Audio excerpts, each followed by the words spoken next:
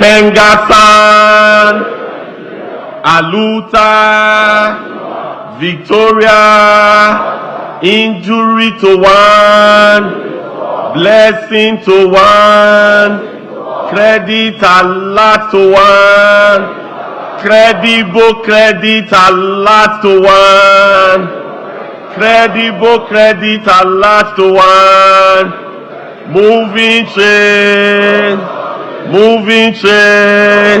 women are great, our agenda, train a woman, educate a woman, solidarity, great Nigerian workers, hardworking Nigerian workers, ever intelligent Nigerian workers, greatest of the greatest Nigerian workers, Aluta, Victoria, great PENGASSAN.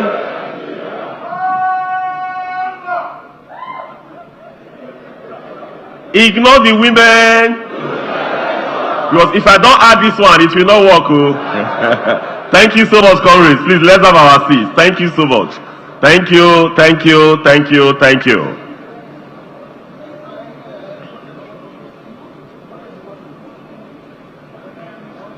The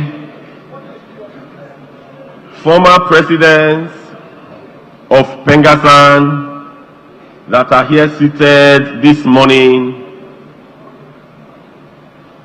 starting from our father, our daddy, former president of PENGASSAN from 1990 to 1992, Comrade Austin Ezenwaka. We appreciate you, sir. Thank you so much for finding time to be here.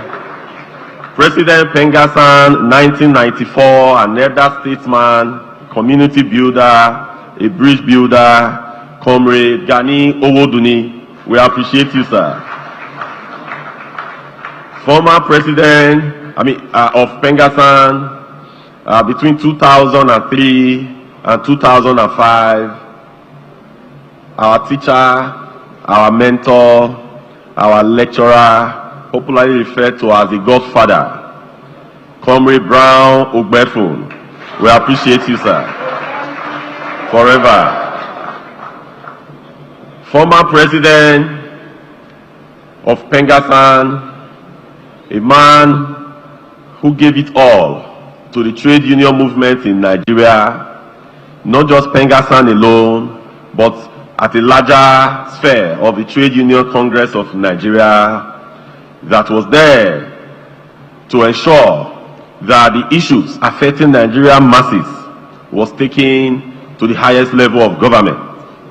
It's no other person than the president of PENGASSAN between 2006 and 2008, and the president of Trade Union Congress of Nigeria between 2007 and 2013, Comrade Peter Esele. We appreciate you, sir.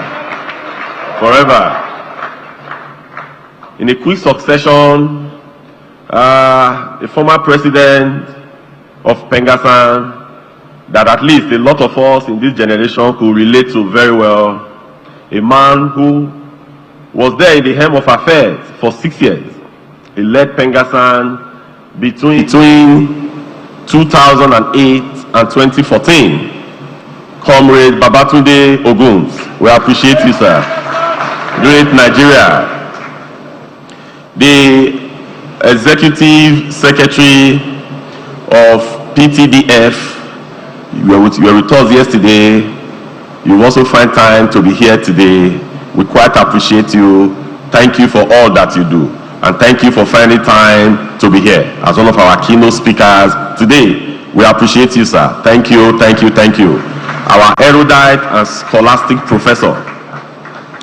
Just next to him is the representative of the Authority Chief Executive. I learned that the Authority Chief Executive is on vacation, so he sent the ED of Corporate Services, our very good friend, a friend of the house, a friend of the union. We appreciate you for finding time to be here.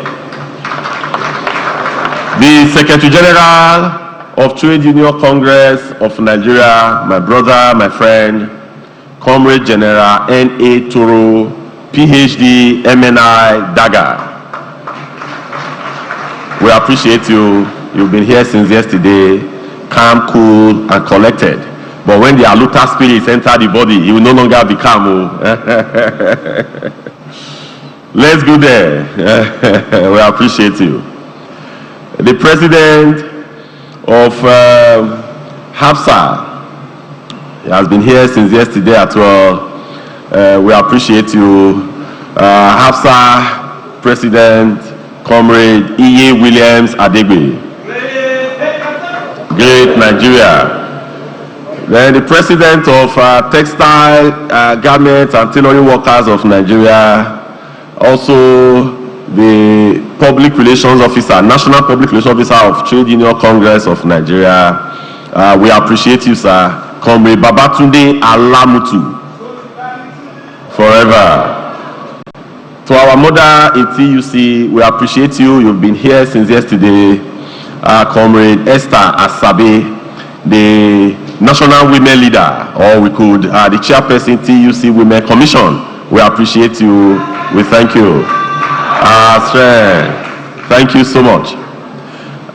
The CWC members of PENGASSAN, the General Secretary of PENGASSAN, the National Industrial Relations Officer of PENGASSAN, the National Treasurer of PENGASSAN, the Chairperson, PENGASSAN Women Commission, the Secretary, PENGASSAN Women Commission, the National Auditor 2 of PENGASSAN, the Chairman of Port Harcourt Zone, Chairman of Kaduna Zone, Chairman of Lagos Zone, Chairman of Warri Zone, the Secretaries of the respective zones who are distinguished CWC members. We quite appreciate you. We thank you for the work that you've done to ensure that this summit for this year, and as it's been in the last 5 years, has been a going concern. We appreciate you. Words are not enough for us to say thank you for the excellent job that you've rendered in the last 3 years, and for those of you who have been there since the last 6 years. We appreciate you. We thank you. We thank you. We thank you. Also, our distinguished invited guests, captains of industries. I could see our respective HRO management from the different companies. Madam Umar, thank you for finding time to be here. Our HRO director from Chevron, Comrade Tony, we thank you so much. In fact, we chatted till last night trying to find solutions to knotty issues. Because the funny thing is that as the summit is going on, a lot of CBAs are still going on behind the scenes. We are still trying to find some solutions. And I said today I will bring my Oga to live television and to tell the world the wonderful job that Chevron has been doing to take care of our members. And these last knotty issues, we will trash it before the end of today. But sincerely, you know, when you have people that man HRO who truly, you know, understand what it takes to get issues resolved without any agitations, to get issues resolved via conversations and via negotiations, it's always good. And also, I mean, just as I said, late last night we chatted, early this morning we started conversations on how to resolve 1 or 2 issues, and we trust that before the end of today it will be resolved. So all the HRO management, I could see our HRO manager from SNEPCO SNSS, we appreciate you. And I could see our ERO manager too from Chevron, you are highly appreciated. So the entire HRO management here in the house, we quite appreciate you. Then in the house as well, we could see our former deputy president all seated. About 3 or 4 of them were here yesterday, and today we saw, seated right here is our former acting president of PENGASSAN, who was a deputy president as well, Comrade Frank Sanobi, who today is in HRO of Chevron. Then also I could see the man that we popularly refer to as Caterpillar, He joined us this morning. He was former deputy president of PENGASSAN, Comrade Matthew Duru. We appreciate you for finding time to be here. We appreciate you for felicitating with us in this summit. Also, we have Danazumi. I saw him yesterday. I don't know if he's here today. Former deputy president of PENGASSAN at Kabiru Danazumi. Then Owanabwa, former deputy president of PENGASSAN. I saw him yesterday as well. Then I don't know if Comrade Adamu Umoru is still okay. He's there. We appreciate you, sir. Thank you so much for finding time to be here. He was an erudite deputy president of PENGASSAN, and he resolved a lot of issues, a lot of IRO issues, a lot of contending issues in PENGASSAN. Comrade Adamu Umoru was there to get them resolved. In fact, in most cases there, during NEC meeting, when NEC meeting get heated up, or when delegate conference get heated up, our most respected president, Mbatude Oguns, we invite Adamu Umoru to mediate. He will just go and relax somewhere and watch Adamu Umoru putting on that cap and getting issues resolved. That was the way they worked as a then. So we appreciate every one of us that are seated. Oh, I could see the former president of CESA, Construction and Civil Engineering Senior Staff Association of Nigeria, and also one-time financial secretary of TUC, Comrade Isaac Igbugara. We appreciate you, sir. Thank you for finding time to be here. Our vibrant and able NEC members, just as we said yesterday, words are not always enough for us to say thank you for the service that you'll be rendering to PENGASSAN. Words are not enough for us to appreciate you, because if not for the work that you do in your respective domain, in our respective branches, I will make bold to say that today there will be no national, because it is because of the job that you do. It is because of the fact that you are working for our Congress members, working for those men and women who sleeps in respective field locations, working for those men and women who cannot speak for themselves, who will not even be able to look at their management and ask for what is due them, but you intervene at every point in time to get issues resolved. We cannot thank you enough. You know, somebody that, was a branch chairman in Total Energies at a time. I know that no matter what you do, you know, we call this job a thankless job.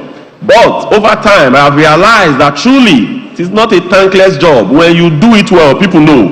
That is the reality. Today, we get feedbacks from all our congresses as to the diligence, as to the great work that you do in our respective domain. We cannot but appreciate you enough.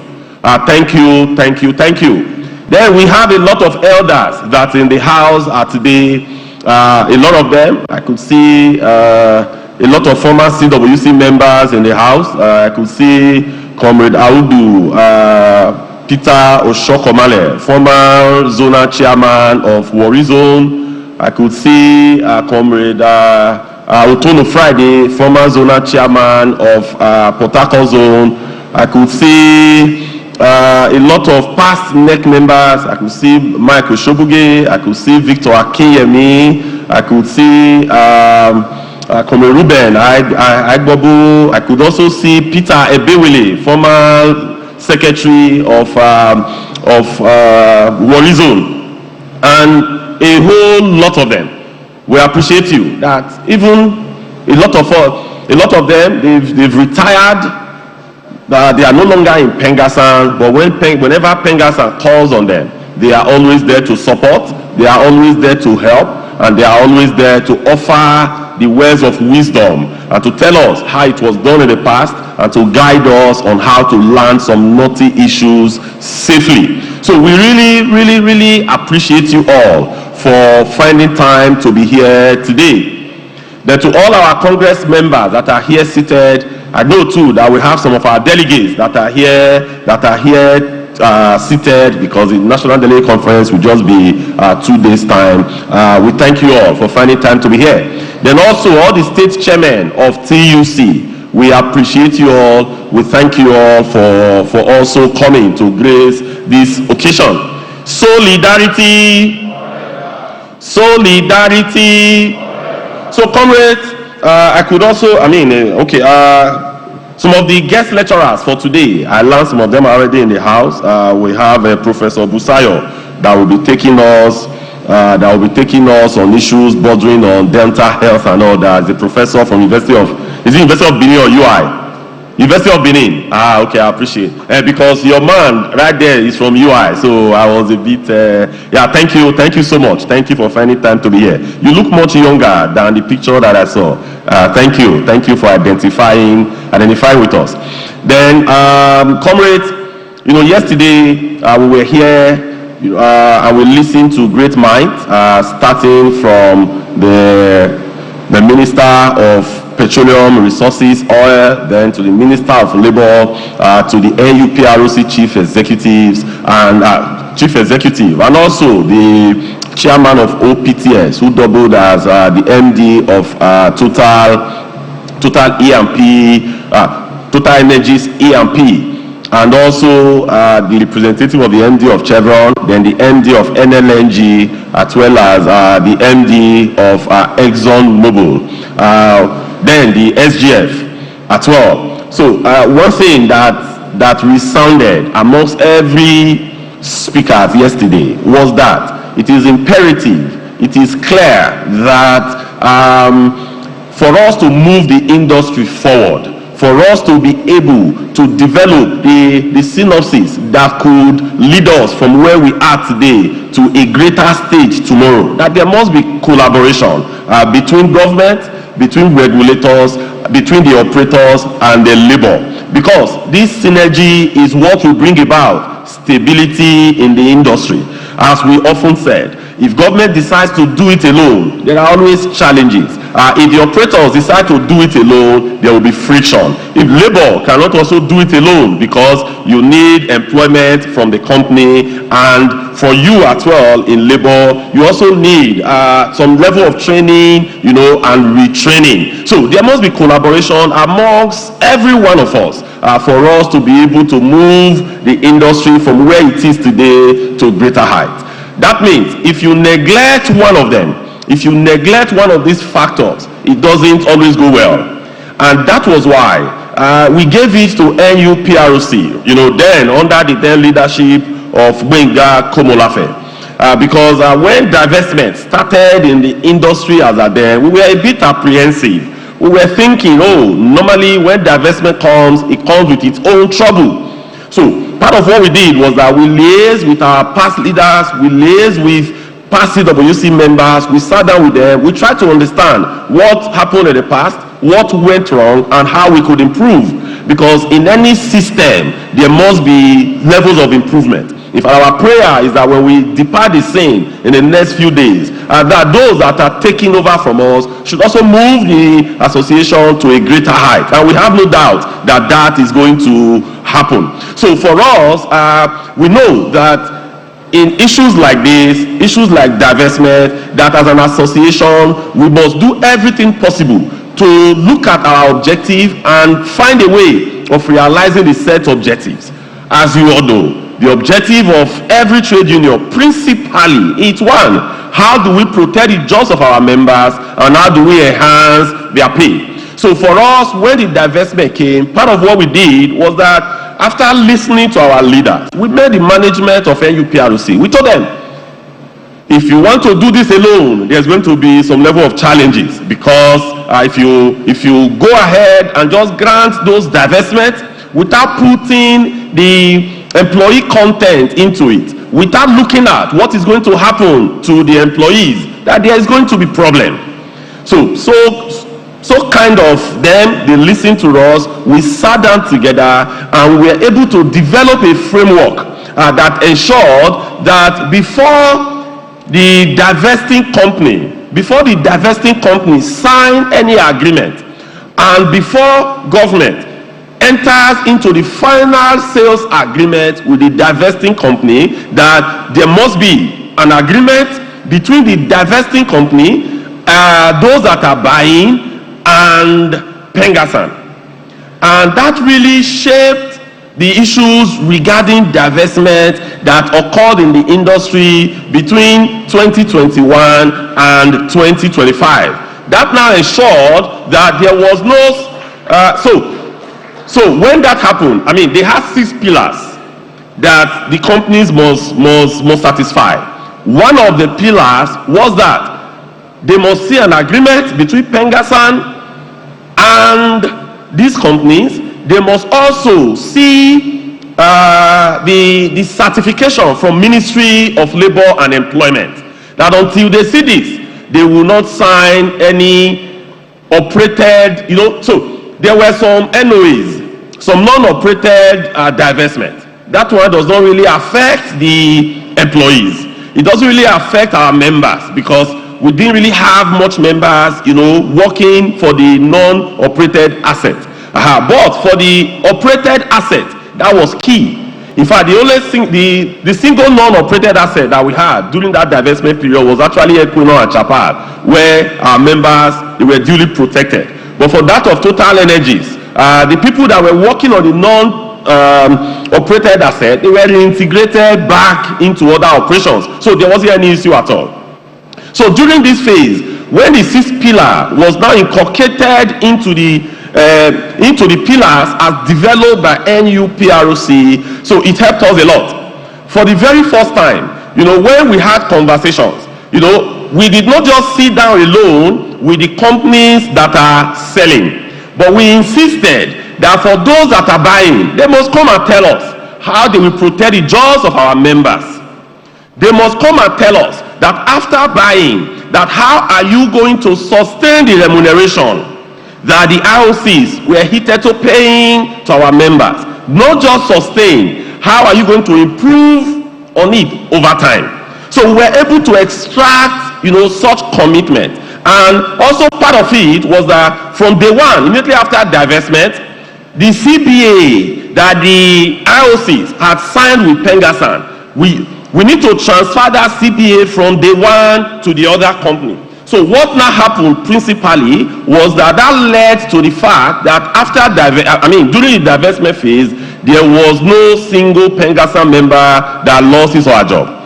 And beyond that as well, even the pay, because the divestment happened principally during the valuation period. So even the pay of our members, they were further enhanced.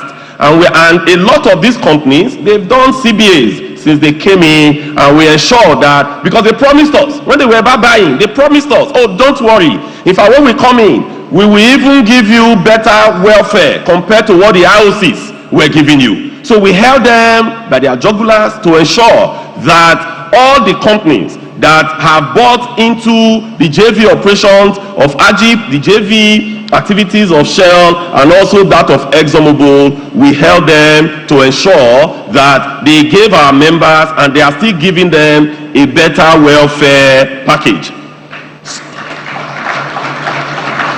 So someone asked that, some of these companies, they've done divestment, after divestment, that 2 years down the line, that there'll be some level of redundancies. Part of what we said was that, redundancy is actually part of the business, all right?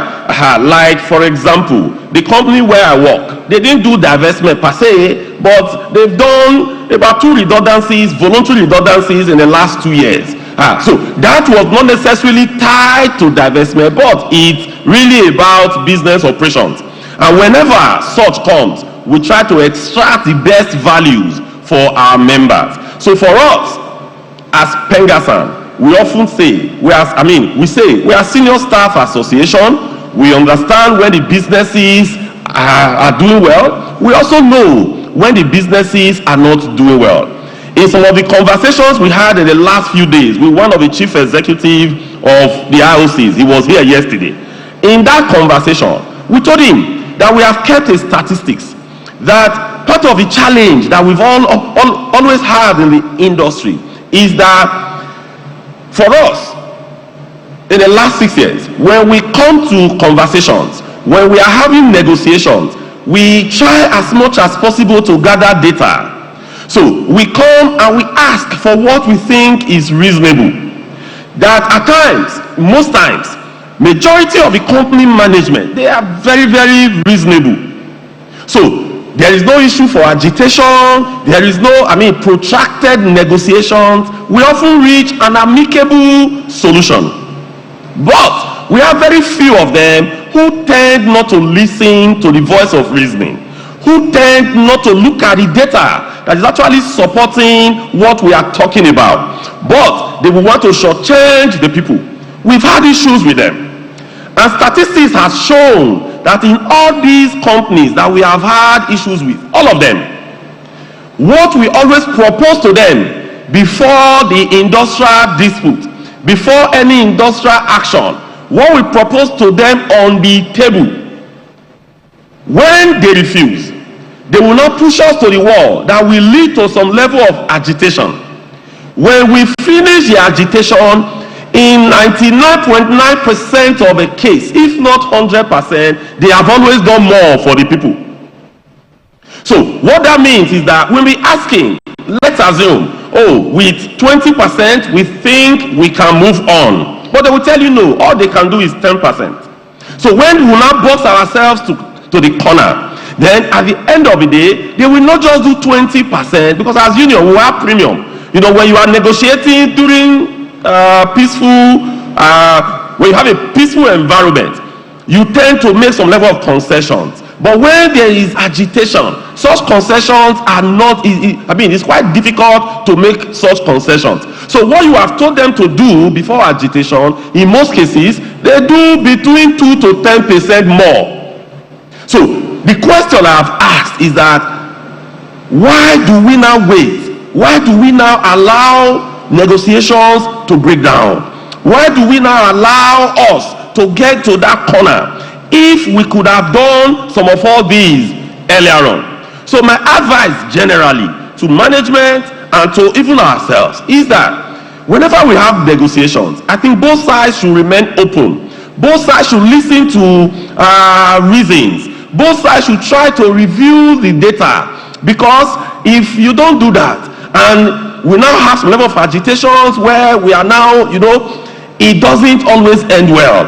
And in most cases, you will not be forced to even do more, because the data in the last 6 years has shown that management has always done more. For us in PENGASSAN, we will always be reasonable. For us in PENGASSAN, we are senior staff. We don't just come to say or to ask for things that are unreasonable, but we do put our issues out there, and there should be open mind and fruitful dialogue.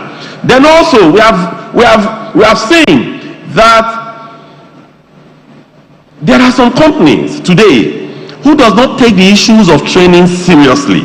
They think that training is a huge cost, and we always try to cut costs. In fact, I know a particular company that at the beginning of the year, they design a training budget. When they get to March, they will tell you, when there is a push to reduce costs, the first casualty is always training.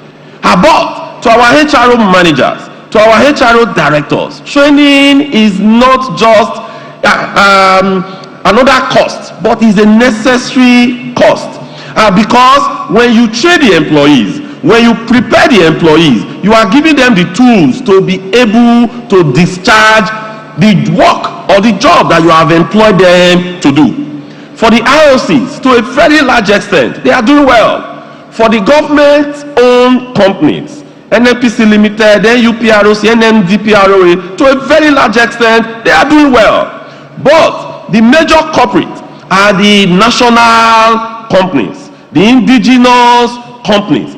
Most of our indigenous companies, they don't train our members. They don't train their staff.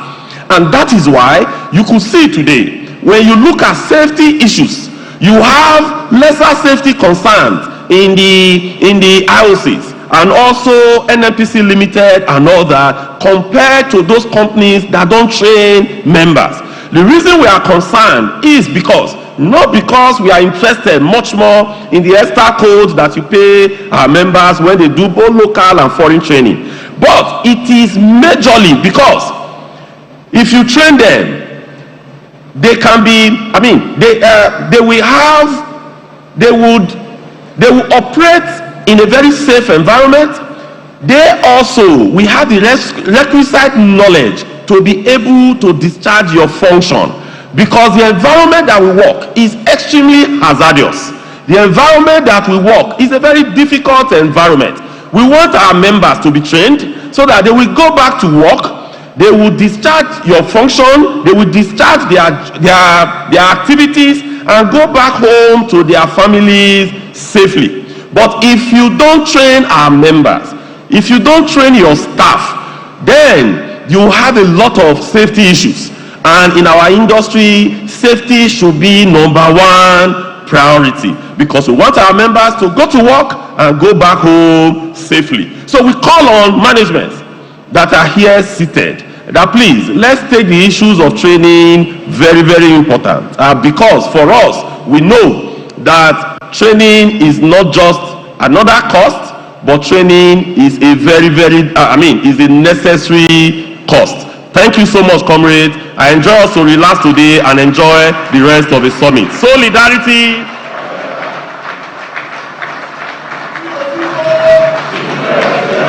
CEO C4. Thank you very much, Comrade Engineer Festus Osifo, anchoring that very passionate remark on an all-important aspect of business, training. It's important to train and retrain. You know, training is critical, and the Nigerian oil and gas industry has also built capacity for local training, as I know there's a group called the Oil and Gas Trainers Association who work in the industry to provide every needed training in the industry.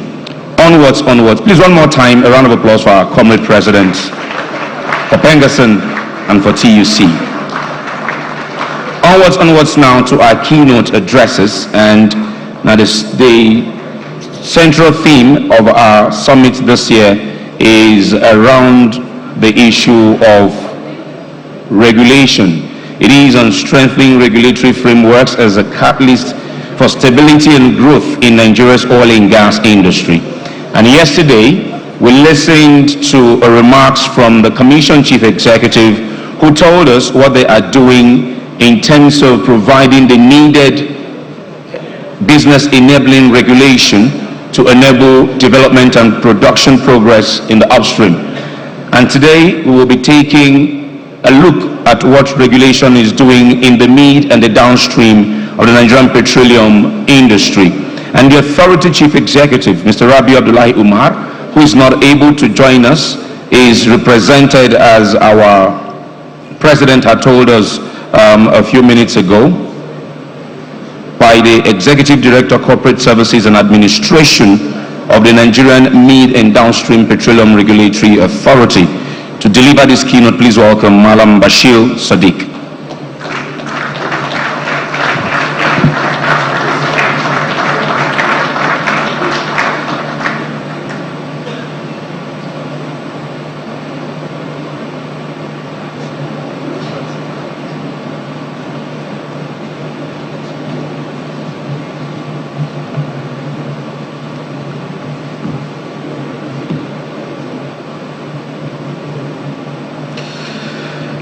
Thank you, Richmond, for the introduction.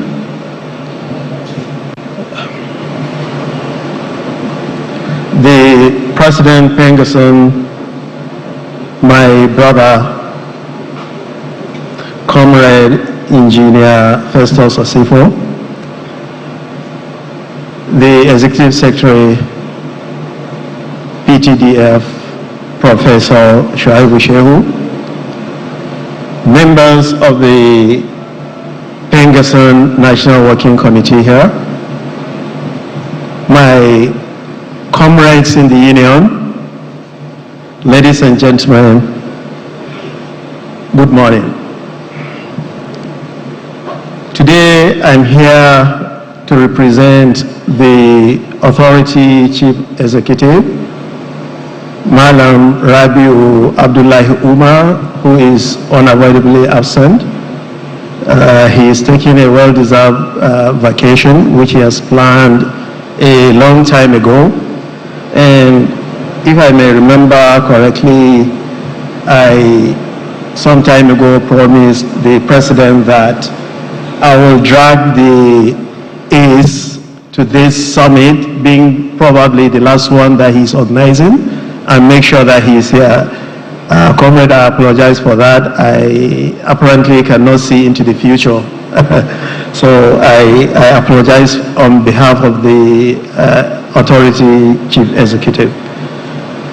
Today, I'll be speaking on strengthening regulatory frameworks as a catalyst for stability and growth in the Nigeria's oil and gas industry.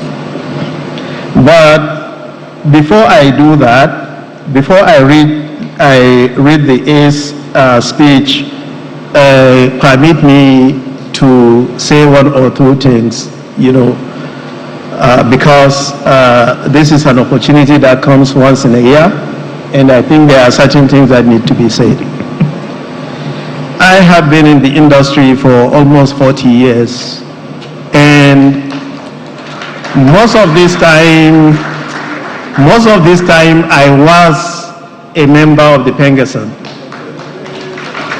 So I know how important the union is. It is the union that helped us when we were really struggling after we were excised from NNPC, then as Petroleum Inspectorate. It was the union that stood up for us, and we transitioned into the then Department of Petroleum Resources. I can never forget that. And from what the double president just said during his opening remarks, you know the institutional knowledge that he possessed. You can only find that in PENGASSAN. You can only find that in PENGASSAN. People forget that the industry is riding on the back of PENGASSAN members because they have the knowledge, and we all know what they say, knowledge is power. And the union's knowledge of our industry is second to none. It's second to none. Before management knows a refinery is having problems, they know. Before it reaches Abuja or C4 already know this is what is going on. And this is not by accident. It is years of experience, years of training, years of hands-on work by members of this union. So I thank you very much, Comrade Engineer Osifo, for at least providing this platform where we can interact, where we can formulate very far-reaching solutions to the industry that will make it grow for the benefit of our people. Having said that, I will now go on to read the AC's remarks on this occasion. And here I go.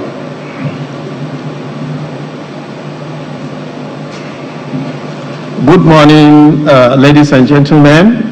I will continue with the protocols that have already been established.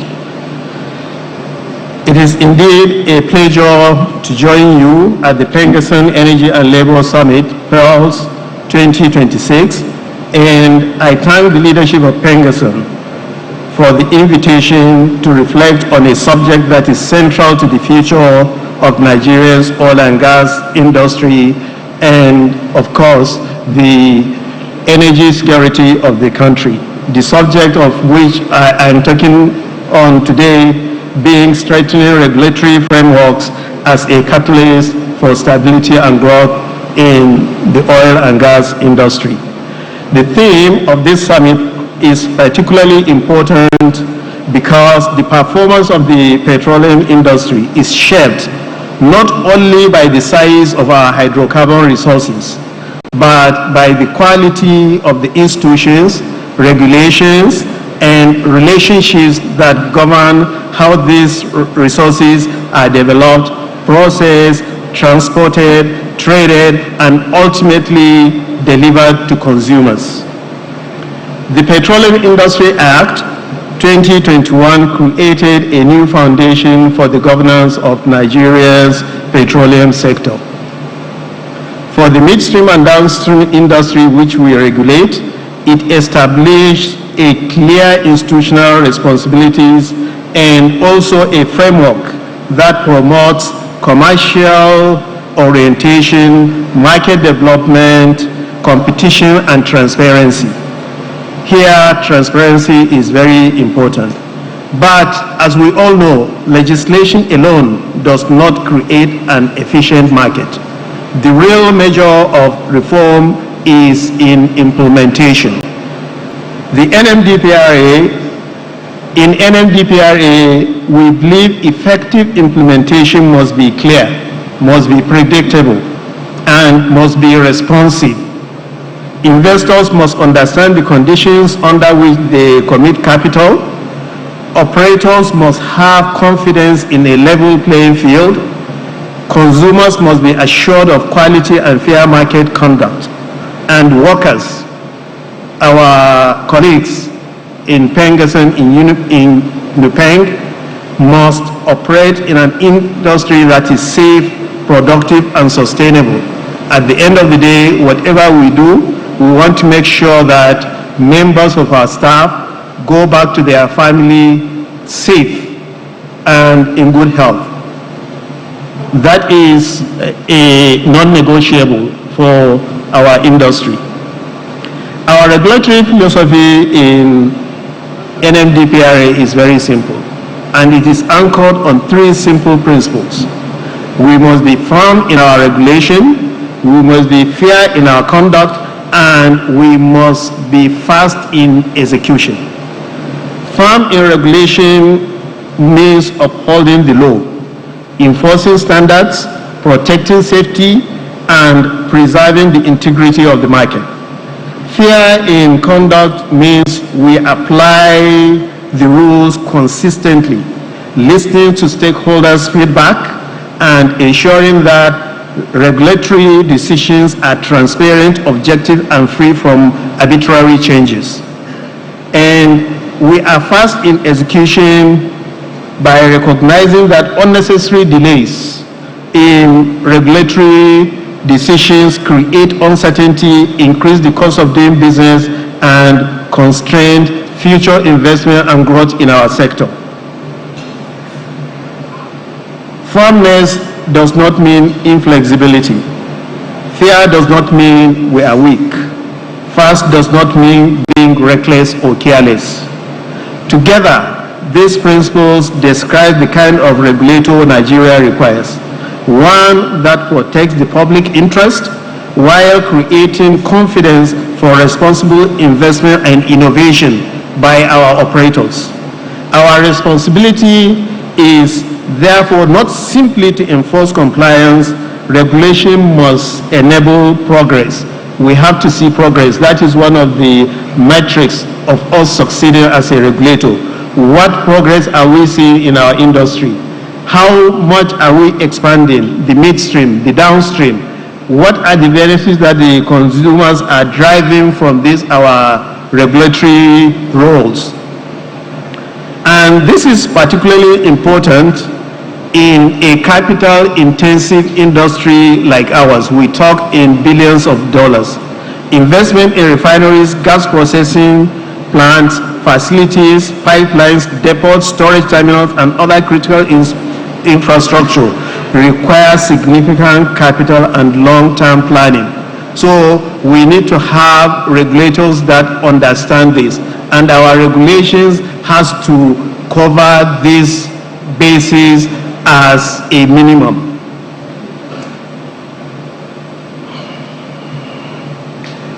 Expanding our refining capacity, our gas processing, petrochemicals, storage, transportation, and distribution infrastructure will strengthen energy security for the country. It will create more employment. Instead of us producing crude and just exporting it, when we add value, we don't only expand the economy, we also create employment for our teeming population. It also supports industrial development. Once you have the gas infrastructure, for instance, you will see other industries cropping up, like fertilizer plants, gas-powered power plants, and so on and so forth. And we recognize in the NMDPRA that the industry, for industry to grow, we require stability in our labor market. The oil and gas workforce remains one of the most important pillars of the sector. Not only the sector, but the Nigerian economy. The men and women represented by PENGASSAN possess the technical knowledge and operational experience and institutional memory required to sustain this industry. Case in point is just what I mentioned a moment ago, how your president explained the industry, how it works. That can only come from somebody who has an in-depth knowledge of the industry, and you can't buy that in the market. You have to develop that years and years in practice. As technology, energy markets, and investment models evolve, we must deliberately invest in skills, adaptability, and continuous professional development of our workforce. And that is where I completely agree with Mr. President about training. Training is not spending money. It is investment, and that is our attitude in the NMDPRA. We are investing, we consider training as investing in our people. So whatever we can do within the limited resources that we have, we invest in our people because they are our most important assets. And without them, we can see no progress. Because the workforce of tomorrow will require new capabilities in digital system, data analytics, automation, safety, gas development, and emerging energy technologies. We in government, as regulators, also operators and organized labor, we must share this responsibility of ensuring that Nigerian professionals are equipped to participate fully in the Nigerian oil sector and in the changing energy landscape. And don't forget, the oil and gas sector is an international business. So we are not only competing here in Nigeria, we are also competing internationally. So the growth and the capacity of our workforce will ensure that Nigeria is well represented. When we have growth in our workforce, it will translate into stronger institutions, better jobs, and deeper pool of national expertise to compete internationally. Regulatory reform and labor interests should therefore not be treated as competing objectives. A stable and productive workforce supports stable operations. Stable operations strengthen investor confidence. Investor confidence creates sustainable, investor confidence attracts capital, and productive investment creates sustainable employment and economic growth for the country. This is the connection we must continue to strengthen. Dialogue remains indispensable.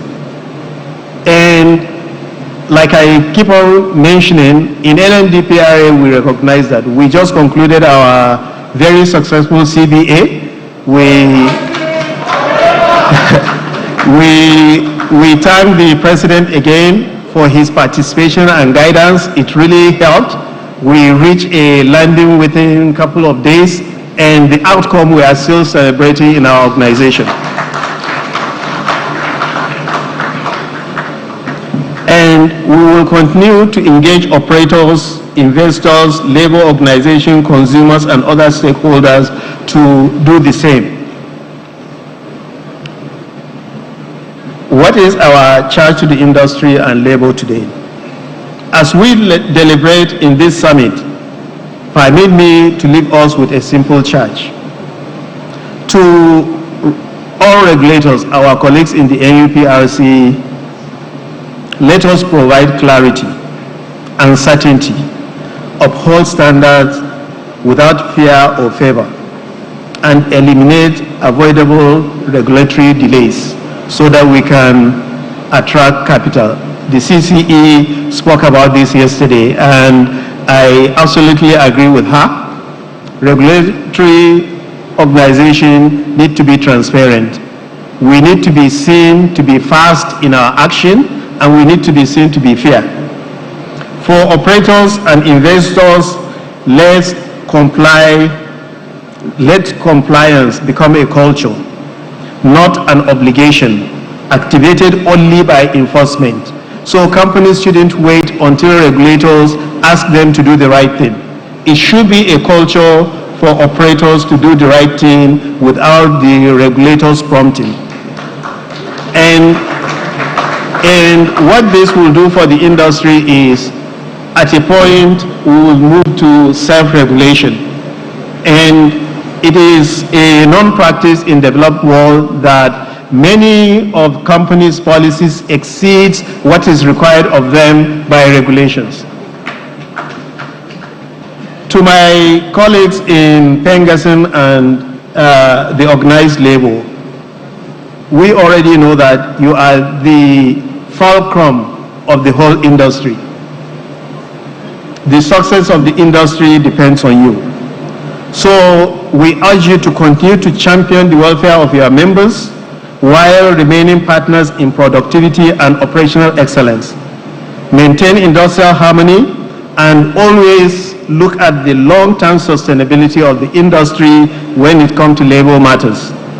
And to our bosses in government and policy makers, let us continue to pursue coherent and predictable policies. Predictability is very important in an industry that you want people to invest long-term capital. If somebody doesn't have certainty of what happens tomorrow, nobody will invest in our country. So for policy makers, it is important that the policies that we formulate derives certainty, predictability. Let the rule of the game be known, transparent, and to all stakeholders. Let us treat stability of the industry as a shared responsibility. Let everybody do his or her part.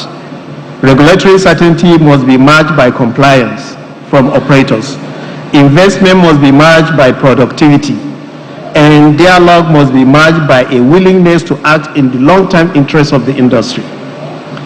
Because we cannot demand investment without certainty.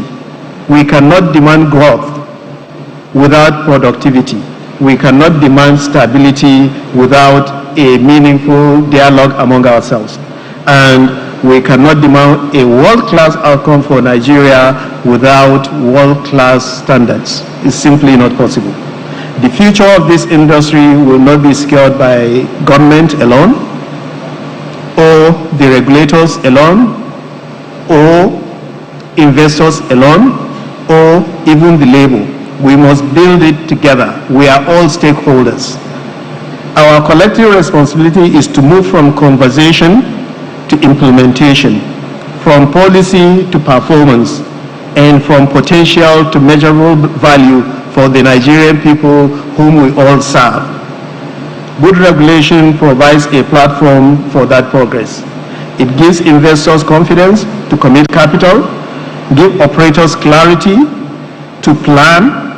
It protects consumers, reinforces safety, and creates the conditions for sustainable employment and the safety of our people, like I said, so that at the end of the day, our brothers, our colleagues that are working in the industry will go back to their families safe.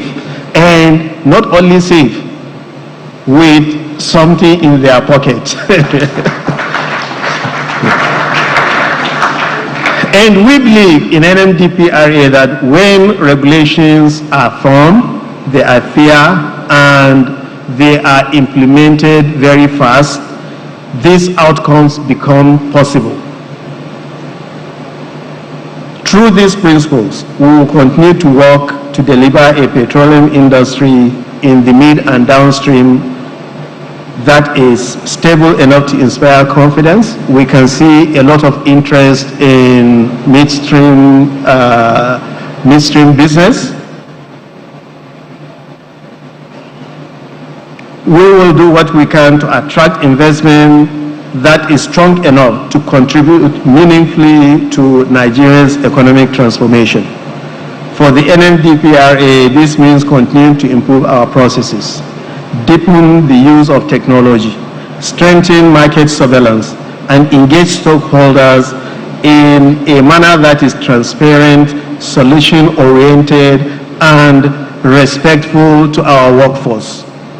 Our success will ultimately be measured by the quality, resilience, and competitiveness of the midstream and downstream industry that we regulate, and by the value that the industry delivers to the Nigerian people. Finally, I congratulate the leadership of PENGASSAN for convening the PELS 2026. This is the 5th edition. We do hope that it is a tradition that will continue to flourish even after the double president eventually leaves, and we assure you of our support.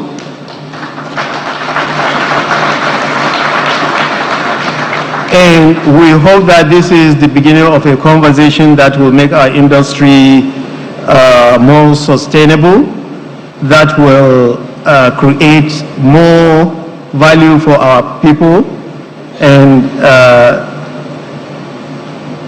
more value for our dear investors. Thank you very much, and I wish you productive deliberations and a successful summit. Thank you, sir.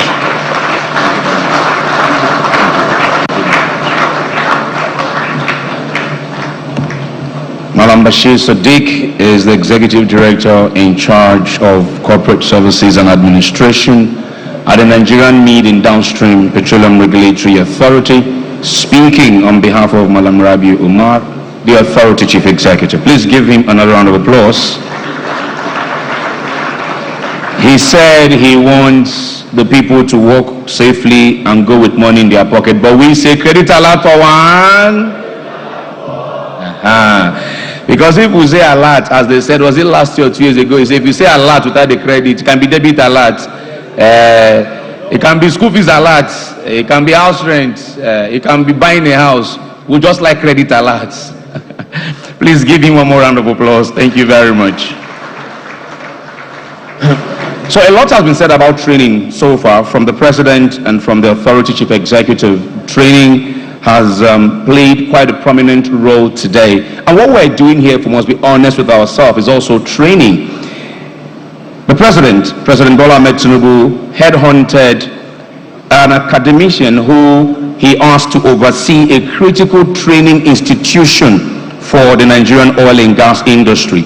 And our next speaker, who I talk about, has built an illustrious career for himself, characterized by excellence in academia, public administration, and policy development. He is a distinguished Nigerian scholar, historian, and accomplished public servant. He has overseen a lot of theses in his time in the academia, and I'm sure if we scan through the oil and gas industry, we would find a number of persons who would have gone through his tutelage at the Ahmadu Bello University of Zaria, other universities within Nigeria and outside Nigeria. But of importance to us this morning, he will be talking to us as one appointed on the 1st of April as the Executive Secretary of the Petroleum Technology Development Fund. Esteemed comrades, please welcome Professor Shuaibu Shehu Alihu.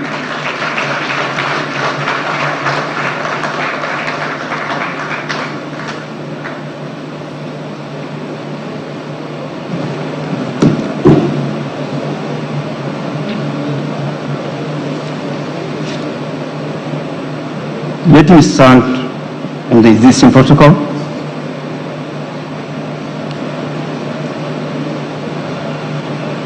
Great PENGASSAN, great Nigerian, and one time also a union leader.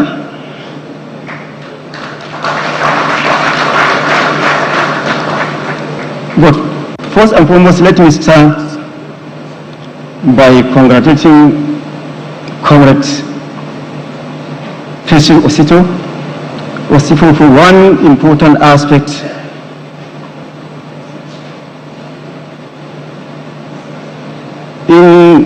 He has actually done something which has really touched me. When leadership vacuum has been created in PENGASSAN, with the death of the, I think, Comrade Francis, there was leadership vacuum. The initiative which was being initiated by Festus is very, very, very significant. I really appreciate his wisdom to initiate a process whereby now in PENGASSAN, issue of secession has been significantly addressed. Whereby now in the constitution it has been constituted that the deputy president of PENGASSAN will automatically succeed the president. I think he has adopted the model which I think of ICANN. This is a very, very good initiative. Because part of the crisis of any union of leadership is secession. And this has taken cognizance of addressing that fundamental challenge. I really appreciate. If you look at the trajectory of labor union engagement, probably I am a student of history, from 1914 up to the 1978 when PENGASSAN was created on the 15th of August 1978. And rectified November 1979. You can see the milestone achieved by PENGASSAN not only in promoting and upholding the welfare of the PENGASSAN staff, but also contributing toward the development of the Nigerian economy.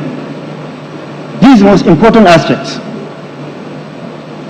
In the last 1978 to date, I think we have almost 18 presidents from late Reverend Oshiwa, yes, who was the first president in March in 1978. You can see what happened when Lagos has gone, particularly during the military regime, up to the June 12 Palaba, and so many other crises that are taking place. I think we need to appreciate that.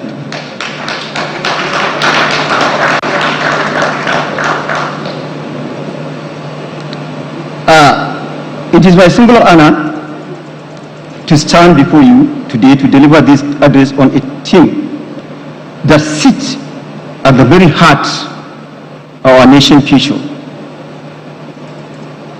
At the annual PENGASSAN Labour Summit.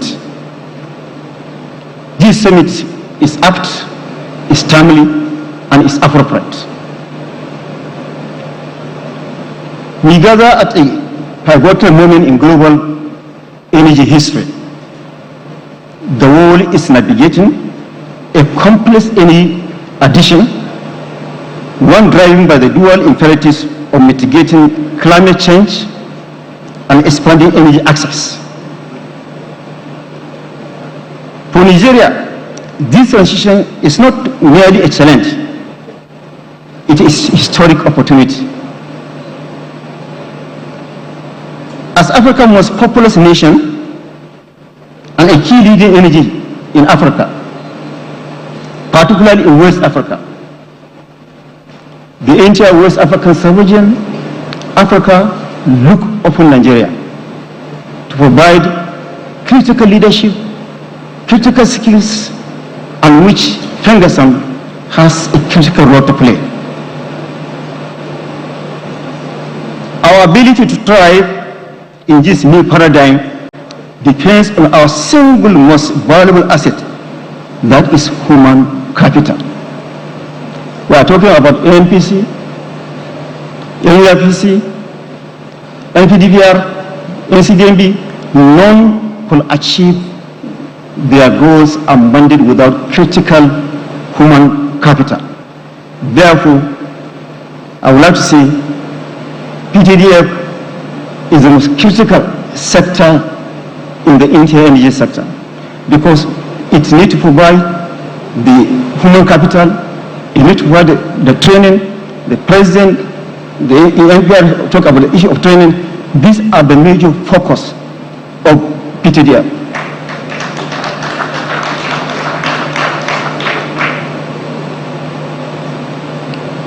The Nigerian petroleum and energy sector is the backbone of the national economy, spanning crude oil, exploration, natural gas development, refining, petrochemicals, power generation, and emerging clean energy system.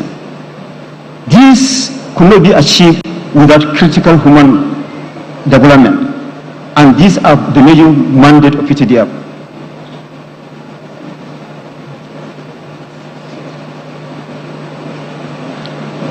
The workforce of yesterday secure our oil and gas heritage. The workforce of tomorrow must master a hybrid energy ecosystem. Nigeria's energy security depends not only on the resources we possess, but also on the people who develop, manage, maintain, and regulate them. We need a skilled, adaptable, highly innovative, and safety-conscious workforce capable of responding to the changing demands of the energy sector. As technology advances and the global energy transition continues, Nigeria must invest in technical education, vocational training, apprenticeship, digital skills, and continuous professional development. Our workers must be prepared for emerging opportunities in renewable energy, energy efficiency, automation, data management, and other new technologies. You have to understand Nigeria is at a critical period in terms of issue of energy. The entire West African sub-region are coming on board in the oil and gas sector. And one of the major challenges is compared to West Africa and other African countries is the issue of human capital. And they look up to Nigeria to provide those human capital. And we need to see how we are trying to reposition PTDF to develop critical skills that can provide, that can now export labor to most of these countries. Knowledge economy is very critical. Many countries of the world generate more revenue with knowledge economy. Brazil, for instance, earn more in terms of revenue, more than Venezuela, who has the oil. Because we can sit on the huge resources, but when we don't have the expertise, when we don't have the skills to harness, ultimately somebody will come, harness the resources and give a peanut. Therefore, on that particular aspect, we are focusing our attention to ensure that we develop, train as much as possible. But one important aspect we have to know, we cannot achieve this without training the staff, without training the workforce. Therefore, on that, PTDF has focused its attention not only training the main staff of PTDF, but extending training to so many other critical sectors within the industry and outside the industry.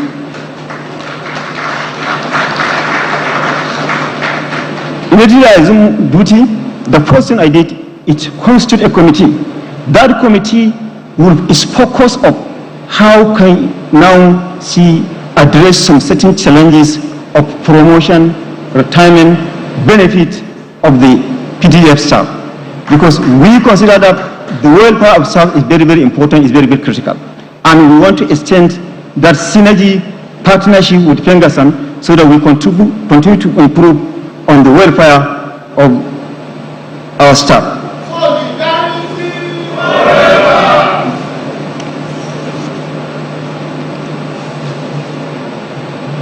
I have said petroleum is the backbone, the mainstream of the Nigerian economy for decades. And now petroleum and gas will continue to be the mainstream. And if you look at the value chain within this sector, it's very huge. Not only providing employment, not only providing any revenue to the government, but one important aspect, when we are able to produce the necessary skills, it will arrest capital flight. You understand? This is very significant because at most instances, there are so many other private sector, private players who are now importing skills from outside the country. I don't want to mention some private sector, but from the knowledge and the data we have, there are so many other private sector who are importing skills outside the country. But we want to see that we now partner with PENGASSAN so that we can embed more people into the industry, produce more critical skills, first providing employment, and at the same time arresting capital flight. Nigeria is our country, and we don't have any other country more than Nigeria. The Nigerians need these skills. It's a country that we have over 200 million population. Population has never been a curse in human history. If population is a problem, we can see the demography of China, we can see the demography of India, but when they are able to transform and develop the skills of the Chinese now are importing skills, exporting skills. India are exporting skills. Therefore, we have to sit down and see how we can develop a stronger partnership with PENGASSAN, other critical stakeholders, so that we can position all our focus to ensure that we produce the necessary skill. Not only limited to any sector, other vocational skills that can also help develop the Nigerian economy. And at the same time, we can accelerate, facilitate, and contribute toward Mr. President's vision of creating $1 trillion economy.